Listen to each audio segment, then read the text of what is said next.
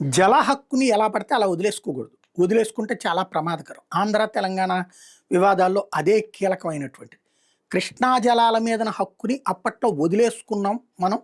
వదిలేసుకునే ప్రయత్నం చేసింది అప్పుడు ఉన్నటువంటి రాజశేఖర రెడ్డి ప్రభుత్వం. గోదావరి నీళ్ళు వస్తున్నాయి కదా అని.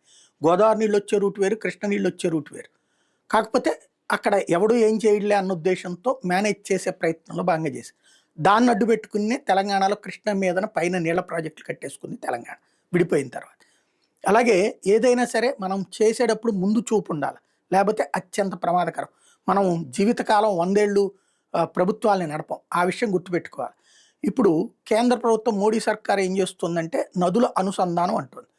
గోదావరి నీళ్ళని కావేరీకి చేర్చడానికి ఏదైతే ఛత్తీస్గఢ్ వాళ్ళకి ప్రాజెక్టులు, ఛత్తీస్గఢ్కి నీటి కేటాయింపు ఉంది కానీ ప్రాజెక్టులు ఆ లేనటువంటి సందర్భంలో ఆ నీళ్ళని తీసుకెళ్ళి కావేరీకి కలుపుతాము, ఈలోపు ఏదైతే నీళ్లు వస్తాయి అన్నటువంటి లెక్కలు చెప్తుంది. బట్ దాన్ని ఇప్పుడు తిరస్కరిస్తున్నటువంటి పరిస్థితి రాష్ట్ర ప్రభుత్వం, ఆంధ్రప్రదేశ్ ప్రభుత్వం.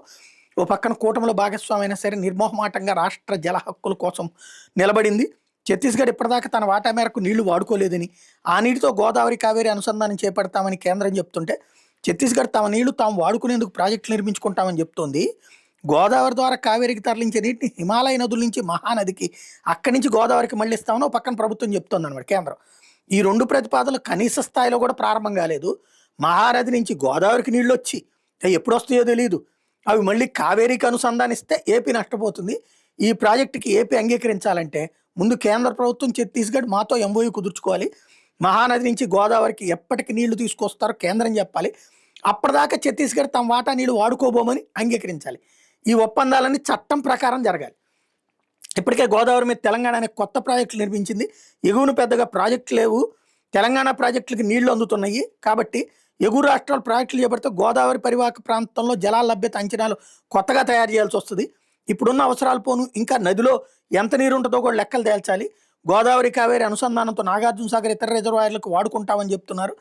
ఆ ప్రాజెక్టులకు ప్రత్యేకంగా ఆయకట్టు ఉన్నందున ఈ అనుసంధాన ప్రాజెక్టులో కొత్త బ్యాలెన్సింగ్ రిజర్వాయర్లు కట్టాలి. గోదావరి కావేరి అనుసంధానం ఇచ్చెంపల్లి నుండి చేపడితే మేము అంగీకరించాం. పోలవరం నుంచే అనుసంధానించాలి. పోలవరం నుంచి ప్రకాశం బ్యారేజీ, బొల్లాపల్లి రిజర్వాయర్, బనకచెర్ల, సోమశిల మీదుగా జలాలు తరలించాలన్నది మా ప్లాను. ఈ అలైన్మెంట్ను పరిగణలోకి తీసుకోవాలి. తుంగభద్రకు అనుబంధంగా కర్ణాటక చేపట్టినటువంటి బెంటి వరద అనుసంధాన ప్రాజెక్టులో ఏపీకి నీటి వాటా కూడా పెంచాలి అంటూ డిమాండ్ చేసింది రాష్ట్ర ప్రభుత్వం.